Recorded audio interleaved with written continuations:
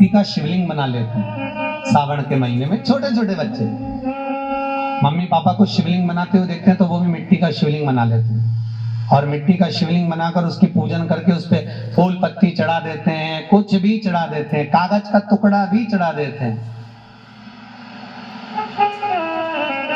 कोई पूछ रहा था क्या भगवान शिव स्वीकार करते? क्यों नहीं। कड़प डाकू जिसने केवल प्रवचन में सुना था कि कहीं भगवान शंकर का शिवलिंग मिल जाए तो उस पर जल चढ़ा देना, बेलपत्री चढ़ा देना, बेलपत्री ना मिले तो किसी फूल पत्ती को उठाकर चढ़ा देना। एक कड़प डाकू ने सुन लिया था कि जो मिल जाए वो शंकर को समर्पित कर देना, भगवान को भोग लगाना, जल चढ़ाना, फूल पत्ती चढ़ाना, बेलपत्र चढ़ाना। कड़प नहीं जानता था कि जल कैसे ले जाना है, कड़प नहीं जानता था कि भोग क्या लगाना है, कड़प नहीं जानता था कि फूल पत्ती कौन सी चढ़ाना है, बेलपत्र कौन सी चढ़ाना है। एक दिन कड़प ने जो प्रवचन में सुना था, किसी पर से डाकू था, असुर प्रवृत्ति का था, राक्षस प्रवृत्ति का था, सुन लिया और सुनकर कड़प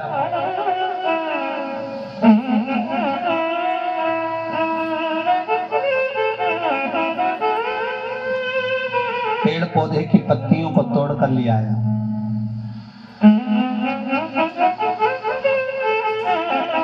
जीवों को मारकर उसका मांस खाता था कड़प, उसी मांस को उठा लिया। कहीं सरोवर में गया तो देखा कि मेरे एक हाथ में तो मांस है, दूसरे हाथ में फूल पत्ती है, पानी कहां लूं? कड़प ने अपने मुंह में तालाब में मुख लगाकर पानी को भर लिया।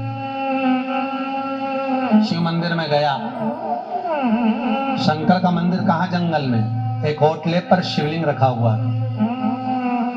उसने देखा कितनी फूल पत्ती पड़ी है, पांव से हटा दी, पानी डाल दिया, फूल पत्ती रख दी, जो मांस ले गया था वो भी रख दिया। भाव देखिएगा इस कड़प का, रख दिया। शाम को पंडित जी आए, उन्होंने देखा कि बताओ भगवान शंकर के पास कौन इतनी गंदगी पटक के गया, मांस के टुकड़े पटक कर चले गया। पंडित जी ने झाड़ू पोछा लगाकर साफ करा, गंगा जल छीटा, दूसरे दिन फिर आ गया, फिर डाल गया, पंडित जी ने फिर साफ करा। पंडित जी बड़े परेशान हो गए, रोज रोज कोई आता है गंदगी करके चले जाता है, फिर कोई आता है फिर गंदगी कर जाता है। अब पंडित जी ने आज लोहार की दुकान पर जाकर एक जाल बनवा लिया लोहे का, और शंकर भगवान के शिवलिंग पर वो जाल लगाकर उसको पैक कर दिया। और कड़प आया तो देखा तो शंकर भगवान का तो शिवलिंग ढका हुआ है। कड़प ने क्या देखा कि एक जाल में से लोहे की तान टूटकर शंकर भगवान के शिवलिंग पर लग गई, और जहां शिवलिंग पर तान लगी थी लोहे की, वहीं से रक्त की धार बह रही थी, रक्त बह रहा।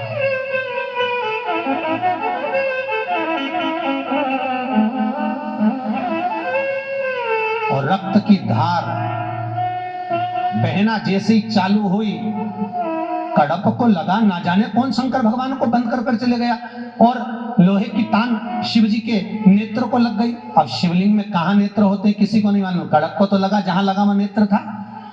भगवान शंकर के नेत्र को ये तान लग गई और शिव जी की एक आंख फूट गई, इसलिए रक्त निकल रहा है। कड़प को लगा भगवान को मैं क्या दूं जो रक्त बंद हो जाए, रक्त समाप्त हो जाए, शिव जी को मैं दूं तो दूं क्या, शंकर को मैं दूं क्या। कड़प ने विचार करा, मेरी मां कहती थी कोई अंग अगर खराब हो जाए तो वहां दूसरा अंग लगा दिया जाए। तो कड़प को याद आया मां के शब्द। आज कड़प ने शंकर भगवान का त्रिशूल उठाया, अपनी एक आंख निकाली और निकालकर शंकर भगवान के शिवलिंग पर लगा दी, जैसी शंकर के शिवलिंग पर आंख लगी, शंकर प्रकट हो गए। बाबा भोलेनाथ प्रकट होकर बोले, रे कड़प, मैं तो समझता था कि तेरी जो जात है राक्षस प्रवृत्ति है, असुर भाव है, तो क्या ये भाव रखेगा? असुर प्रवृत्ति, राक्षस प्रवृत्ति तेरी ये क्या भाव रखेगी? पर तू धन्य है रे कड़प, तूने अपना नेत्र निकाल कर मुझे लगाया है। भगवान शिव उसी समय पर नेत्र पर हाथ लगाते हैं, कड़प का नेत्र श्रेष्ठ कर देते हैं। शंकर ने कहा, मांग, तुझे चाहिए क्या? कड़प कहता है, कुछ नहीं भोलेनाथ, बस इतनी कृपा करना, तुम्हारे मंदिर में आकर कोई कुछ भी चढ़ा कर जाए, आप उसको दर्शन जरूर देते रहे। जिस भाव से चढ़ाए, कोई धतूरा चढ़ा रहा है, कोई बेलपत्र चढ़ा रहा है, कोई भांग चढ़ा रहा है, कोई फूल चढ़ा रहा है, कोई पत्ती चढ़ा रहा है, जिसकी जो मर्जी पड़ती है वो शंकर भगवान को चढ़ाकर चला जाए। शिव जी को चढ़ा, जिसका जो मन करे, बस भाव से बाबा को रिझा, भाव त्रिकालदर्शी, कैलाशी, अविनाशी, मैं आपकी आराधना करूं तो करूं कैसे? कड़प कह रहा है, जो चढ़ाए, जैसा चढ़ाए, आप स्वीकार करो। आप मंदिर में ज्यादा नहीं जा सकते तो हम तो यहां तक कहेंगे, जैसे शादी में जाओ, कुछ खाओ ना खाओ, शादी में जाओ, बैठो ना बैठो, शादी में जाओ, कुछ देओ ना देओ, और शादी में जाओ तो जिसके घर की शादी है उसको मुंह दिखाकर जरूर आओ। क्यों मुंह दिखाकर आओ?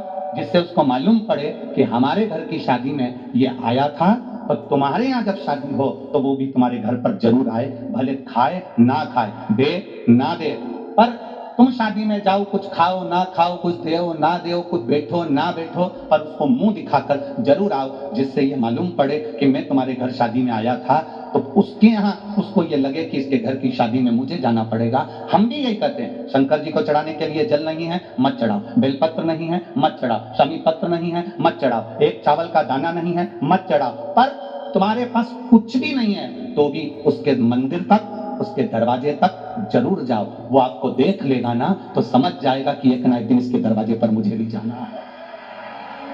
तेरे मंदिर में आना मेरा काम है और मेरी बिगड़ी बनाना मेरा। हम उसकी चौखट तक जाते ना,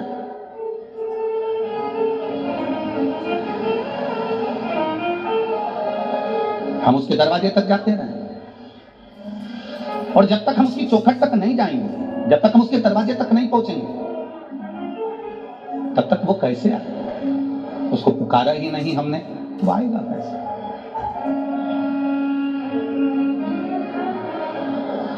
कोई जाए जो काशी में मेरा लेगा ले जाए, कोई जाए जो काशी में मेरा लेगा ले जाए।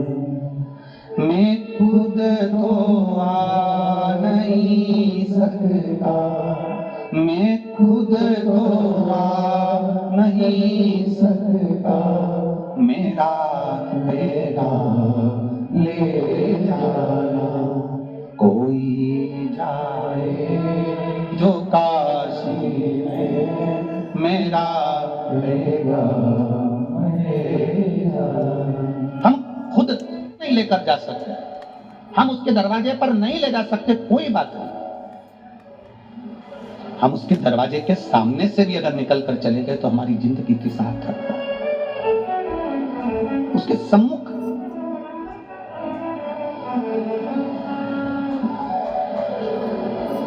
भगवान नारायण और भगवान ब्रह्मा दोनों ने मिलकर एक पर्वत का मंथन किया। मंथन में उनको यह देखना था कि भगवान विष्णु के पिता कौन। मंथन करते करते एक अग्नि का खंभ प्रकट हो गया और उस अग्नि के खंभ में से आवाज आई हे नारायण, हे ब्रह्मा, भगवान विष्णु तुम्हारा पिता मैं शिव। ब्रह्मा जी को हंसी आ गई। क्या ये शिवलिंग, ये लिंग की जो आकृति है, ये पाषाण का जो स्वरूप बना हुआ है, क्या ये भगवान नारायण के पिता हो सकते हैं? किसी के घर में और किसी के दिल में घुसना, प्रवेश करना बहुत कठिन है।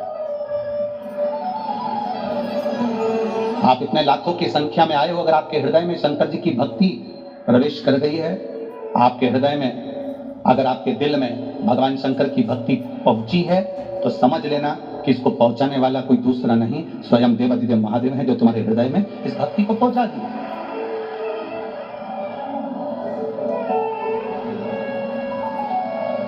इस भक्ति को शिव ही पहुंचा सकते। भगवान शंकर के सिवा कोई आपके हृदय में भक्ति को प्रवेश नहीं करा सकता। भगवान ब्रह्मा जी हंसने लगे। क्या ये जो अग्नि का खंभ प्रकट हुआ है, इसमें से नारायण के पिता प्रकट हो गए, भगवान विष्णु के पिता?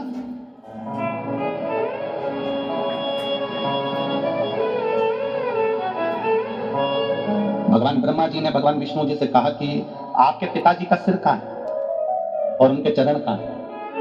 तभी शिवलिंग को देखेंगे आप, तो शिवलिंग में चरण कहां है और उनके मुख कहां है, ये किसको मालूम पड़ेगा?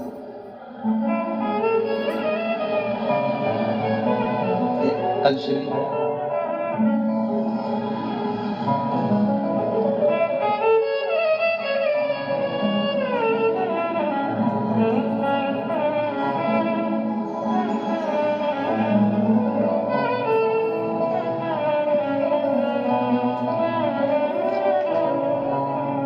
हम मान लो कि शिवलिंग है, जरा समझना। अब ये शिवलिंग है, अब इस शिवलिंग का मुख कहां है, इस शिवलिंग का चरण कहां है? भगवान ब्रह्मा जी भगवान विष्णु जी पर हंसकर बोले, तुम्हारे पिताजी का चरण और तुम्हारे पिताजी का मुख है कहां?